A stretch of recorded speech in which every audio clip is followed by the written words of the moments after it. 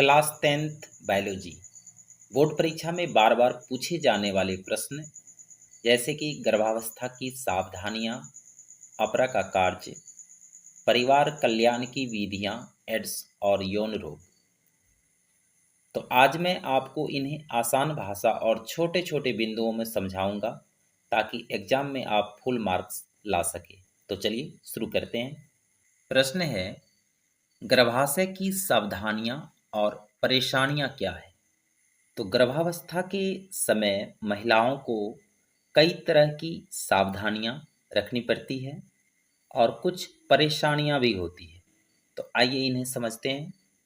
तो परेशानियां क्या है कि गर्भावस्था में स्त्री शारीरिक और मानसिक दोनों रूप से अस्वस्थ महसूस करती है, क्योंकि पोषण का अधिकांश भाग विकसित हो रहे भ्रूण में चला जाता है। इसलिए इस समय गर्भवती महिला को आराम की आवश्यकता होती है और साथ साथ भोजन पौष्टिक तथा सुपाच्य होना चाहिए। परेशानियां क्या होती है? तो खून की कमी होने पर लोहयुक्त भोजन एवं आयरन की गोली लेनी चाहिए। सिर दर्द, चक्कर आना, धुंधला दिखाई देना, ये सभी समस्या हो सकती है। तो ऐसी स्थिति में संतुलित पौष्टिक आहार अर्थात हरी साग सब्जी, फल फूल जिसमें पौष्टिक आहार भरपूर मात्रा में होती है, ढीले वस्त्र पहनना और खुली हवा में घूमना लाभकारी होता है। साथ साथ सावधानियां क्या रखनी चाहिए? तो व्यर्थ की जो दवाई है उनका सेवन नहीं करना चाहिए। नशीली दवाइयां, शराब आदि का प्रयोग नहीं करना चाहिए। आगे प्रश्न है, अपरा या प्लेसेंटा क्या है? इसका क्या कार्य है? जब माँ के पेट में बच्चा बढ़ता है तो उसे खाने पीने की चीज़ें और ऑक्सीजन चाहिए होती है। बच्चा खुद कुछ खा पी नहीं सकता, इसलिए माँ के शरीर से ही उसे सब कुछ मिलता है। तो माँ और बच्चे के बीच जो यह सप्लाई होता है पोषण का, एक विशेष अंग द्वारा होता है। यही अंग कहलाता है अपरा या प्लेसेंटा। तब आप समझ गए होंगे अपरा या प्लेसेंटा क्या है। तो गर्भ आरोपण के बाद गर्भाशय की भित्ति और भ्रूण के बीच एक विशेष प्रकार की झिल्लीनुमा संरचना बनती है जिसे अपरा या प्लेसेंटा कहते हैं। यह भ्रूण और मां के शरीर के बीच संबंध स्थापित करने वाला एक अंग है। कौन? अपरा या प्लेसेंटा। इनका कार्य क्या है? तो पहला कार्य है पोषण पहुंचाना। अपरा द्वारा मां के रक्त से ग्लूकोज, अमीनो अम्ल, वसा, विटामिन और ऑक्सीजन भ्रूण तक पहुंचते हैं। साथ साथ दूसरा इसका प्रमुख कार्य है अपशिष्ट पदार्थों का निष्कासन। यानी भ्रूण में जो बनने वाले अपशिष्ट पदार्थ होते हैं जैसे कि यूरिया और कार्बन डाइऑक्साइड, ये अपरा के माध्यम से मां के रक्त में पहुंचता है, जहां से यूरिया और कार्बन डाइऑक्साइड का निष्कासन हो जाता है। तो इस प्रकार अपरा या प्लेसेंटा के ये दो प्रमुख कार्य हैं। आगे प्रश्न है, गर्भ निरोधन की विभिन्न विधियां क्या है? या इन्हीं प्रश्न को ऐसे भी कहा जा सकता है, परिवार कल्याण से आप क्या समझते हैं? इसके क्या क्या उपाय हैं? देखिए, जनसंख्या बढ़ना आज समाज की सबसे बड़ी समस्या है। इसलिए सरकार ने परिवार कल्याण कार्यक्रम शुरू किए हैं। तो आइए विस्तार से समझते हैं परिवार कल्याण क्या है और इनके क्या क्या उपाय हैं। जनसंख्या वृद्धि को नियंत्रित करने और प्रत्येक परिवार को सुखी एवं स्वस्थ बनाने के लिए सरकार द्वारा चलाए गए जो कार्यक्रम है उन्हीं को कहते हैं परिवार कल्याण। इसके अंतर्गत लोगों को 2 या 3 बच्चे होते घर के अच्छे जैसे नारे देकर गर्भ निरोध के उपाय की जानकारी दी जाती है और ठोस कदम उठाए जाते हैं। गर्भ निरोधन की प्रमुख विधियां कौन कौन से हैं? तो पहली विधि है संयम अर्थात नेचुरल मेथड। तो मासिक धर्म चक्र के 14वें दिन से 22वें दिन तक महिला के अंडाणु निषेचन योग्य होते हैं और इस अवधि में संभोग से बचना चाहिए, और इस अवधि में संभोग से बचने पर गर्भधारण की संभावना नहीं रहती है।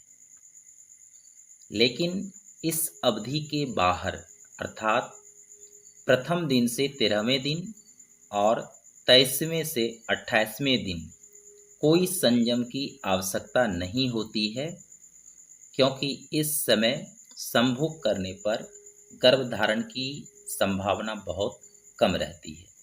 अब गर्भ निरोधन की दूसरी विधि है कंडोम। तो यह गर्भ निरोधन का एक सरल और सुरक्षित तरीका है जो पुरुष द्वारा प्रयोग किया जाता है। कंडोम से शुक्राणु अंडाणु तक नहीं पहुंच पाता है। साथ ही कई यौन रोग जैसे कि HIV एड्स से भी सुरक्षा प्रदान करता है।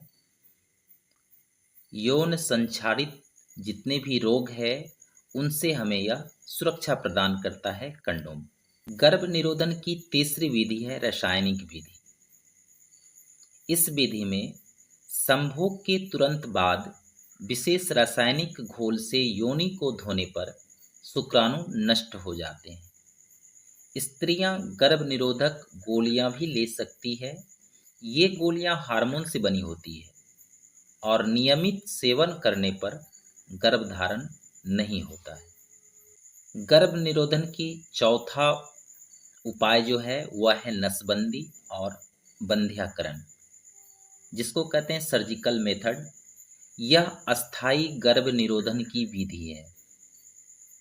इस विधि में पुरुषों में शल्य चिकित्सा द्वारा शुक्रवाहिनी काटकर बांध दी जाती है, जिसे हम नसबंदी कहते हैं, और स्त्रियों में डिंबवाहिनी को काटकर बांध दिया जाता है, जिसे बंध्याकरण कहते हैं।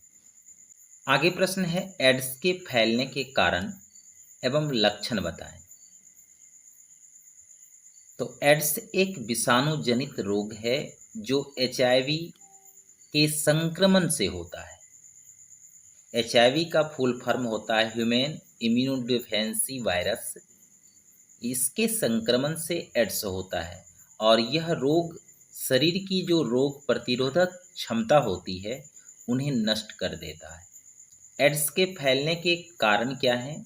तो संक्रमित व्यक्ति के साथ जिसे HIV एड्स हो गया है, जिस व्यक्ति को उनके साथ असुरक्षित यौन संबंध बनाने से HIV से संक्रमित रक्त का स्वस्थ व्यक्ति में चढ़ाने से या संक्रमित सुई, इंजेक्शन अथवा ब्लेड के उपयोग से और संक्रमित मां से शिशु में या गर्भावस्था या प्रसव या स्तनपान के समय एड्स फैलने का ये प्रमुख कारण है। अब जिन्हें एड्स हो जाता है तो उनके शरीर में क्या क्या लक्षण दिखाई देता है? तो पहला लक्षण है शरीर की जो प्रतिरोधक शक्ति है वह धीरे धीरे नष्ट हो जाता है। वजन का अत्यधिक घट जाना एड्स का प्रमुख लक्षण है। रात में अधिक पसीना आना, बार बार बुखार और दस्त लगना, बार बार खांसी, कमजोरी और त्वचा पर दाने निकल आना एड्स के ये प्रमुख लक्षण हैं। अब आगे प्रश्न है यौन प्रदत्त रोग क्या है? उदाहरण दें। कुछ बीमारियां ऐसी होती है जो सामान्य तरीके से नहीं बल्कि यौन संबंध बनाने पर एक व्यक्ति से दूसरे में यह बीमारी फैलती है।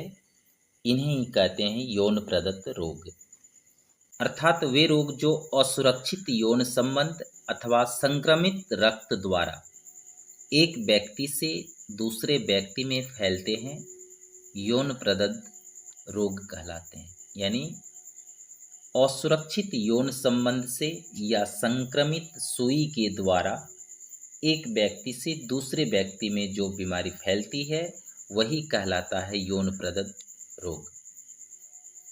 इनके कुछ उदाहरण है सिफिलिस, जो जननांगों पर घाव टाइप का या त्वचा पर दाने टाइप का निकलना प्रारंभ हो जाता है। दूसरा यौन प्रदत्त रोग है गोनेरिया। इस रोग का लक्षण है मूत्र करते समय जलन और पीप जैसा स्राव निकलना। और एड्स के बारे में आपने तो पढ़ा कि यह रोग प्रतिरोधक क्षमता को घटा देती है और बार बार संक्रमण आगे बढ़ता रहता है। तो ये था कुछ महत्वपूर्ण प्रश्न जीव जनन कैसे करते हैं इनसे संबंधित। वीडियो पसंद आए तो लाइक, सब्सक्राइब एंड शेयर करें। धन्यवाद।